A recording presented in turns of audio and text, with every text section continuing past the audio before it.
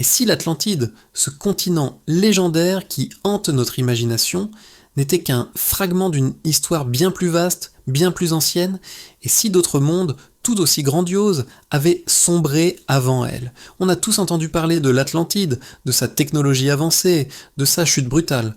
Mais aujourd'hui, on va explorer une autre piste, celle de continents perdus encore plus mystérieux, Mu et la Lémurie.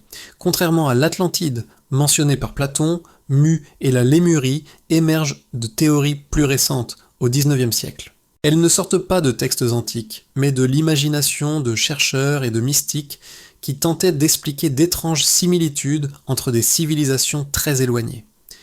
Imaginez un immense continent, Mu, s'étendant au cœur de l'océan Pacifique, une civilisation mère, source de toutes les autres. D'un autre côté, la Lémurie, un pont terrestre supposé dans l'océan Indien, reliant l'Afrique à l'Inde pour expliquer la présence de Lémuriens sur ces deux continents. Ces noms vous semblent peut-être nouveaux, mais ils cachent une question fondamentale. Notre passé est-il vraiment tel qu'on nous l'a appris? Et si des chapitres entiers de l'histoire humaine avaient été engloutis par les flots? C'est le voyage que nous commençons maintenant. Notre premier indice nous emmène dans le Pacifique. L'idée d'un continent perdu, Mu, a été popularisée par un homme du nom de James Churchward. Il affirmait avoir déchiffré d'anciennes tablettes en Inde qui racontèrent l'histoire d'une civilisation avancée peuplant ce continent il y a plus de 50 000 ans. Selon lui, Mu était un paradis tropical, une terre paisible habitée par 64 millions d'âmes.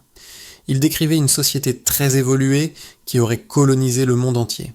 D'après ses écrits, les civilisations égyptiennes, grecques, mayas ou encore celles de la vallée de l'Indus ne seraient que les vestiges de la splendeur de Mu.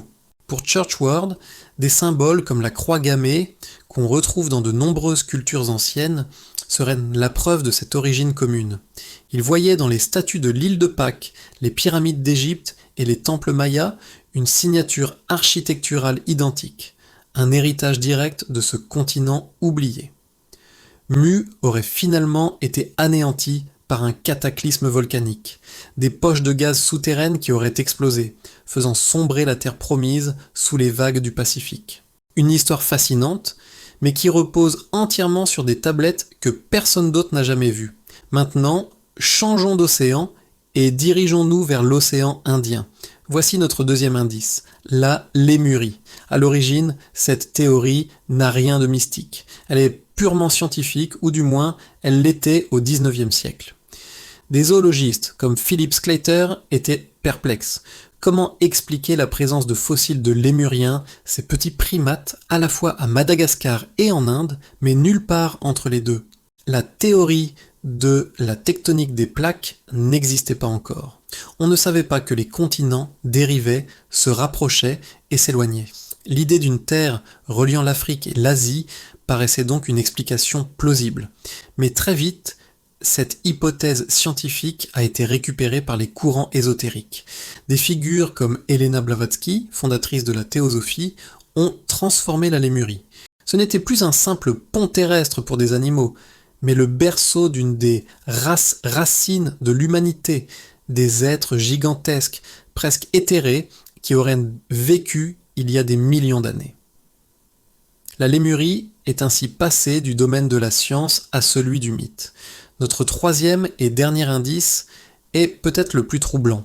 Il ne s'agit pas d'un texte ancien ou d'une théorie scientifique dépassée, mais de découvertes bien réelles, sous-marines.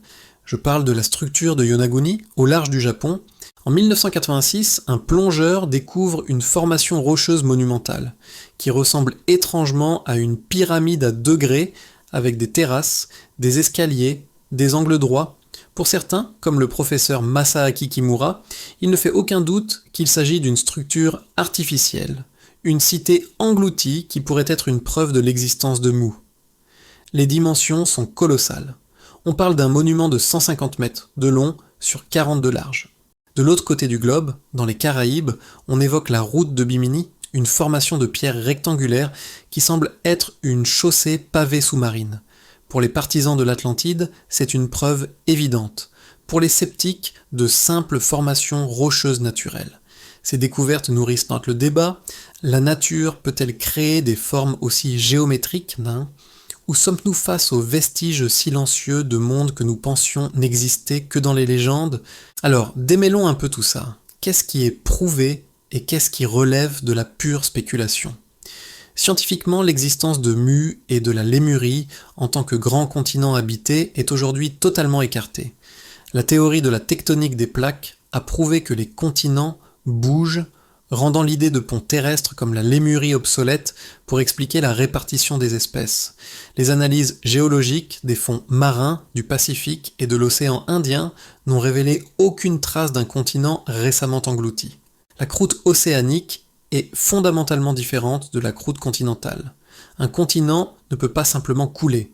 De même, les tablettes de Churchward sur Mu n'ont jamais été authentifiées, et la plupart des historiens considèrent son récit comme une fiction.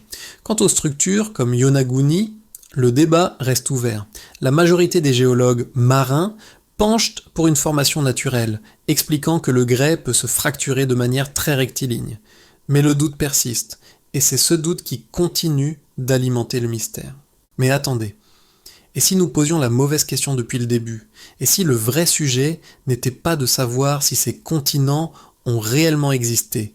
Et si le plus important était de comprendre pourquoi, à différentes époques, l'humanité a eu besoin de créer ces mythes? Le mythe de l'Atlantide, de Mu, de la Lémurie, c'est avant tout l'histoire d'un âge d'or perdu, d'un paradis anéanti par une catastrophe. C'est le reflet de notre peur du cataclysme, de notre angoisse face à la montée des eaux, au tremblement de terre. C'est aussi une quête de nos origines, la recherche d'une source commune qui unifierait toutes les cultures du monde. Dans un monde fragmenté, l'idée qu'on vient tous d'un même endroit, d'une civilisation mère, est incroyablement puissante. Ces continents perdus sont peut-être moins des lieux géographiques que des espaces dans notre inconscient collectif. Ils représentent notre rêve d'un passé parfait et notre peur d'un futur incertain. Le mythe ne serait donc pas une simple histoire, mais un miroir de nos propres espoirs et de nos propres angoisses. En fin de compte, que Mu et la Lémurie aient existé ou non, leur histoire nous révèle quelque chose d'essentiel sur nous-mêmes. Elle nous montre notre besoin de merveilleux, notre désir de croire qu'il existe encore des mystères à découvrir sous les océans. Elle nous rappelle aussi que notre civilisation est fragile. L'idée d'un monde avancé balayé en une nuit est un avertissement. Alors que l'Atlantide est souvent décrite comme une civilisation punie pour son orgueil, Mu et la Lémurie sont plutôt vues comme des victimes innocentes des forces de la nature. 3 continents, 3 mythes, mais une seule et même leçon, rien n'est éternel. Ces histoires nous invitent à regarder au-delà des cartes et des livres d'histoire. Mais maintenant que nous avons exploré le mythe, il est temps de se tourner vers la science, la vraie, que nous disent les dernières découvertes géologiques et archéologiques sur les véritables terres qui ont été englouties par la montée des eaux à la fin de la dernière ère glaciaire. Vous pourriez être surpris d'apprendre que de vrais mondes ont bel et bien disparu. Et c'est ce que nous explorerons dans le prochain épisode. Merci d'avoir regardé, n'oubliez pas de vous abonner pour ne pas manquer la suite de notre enquête.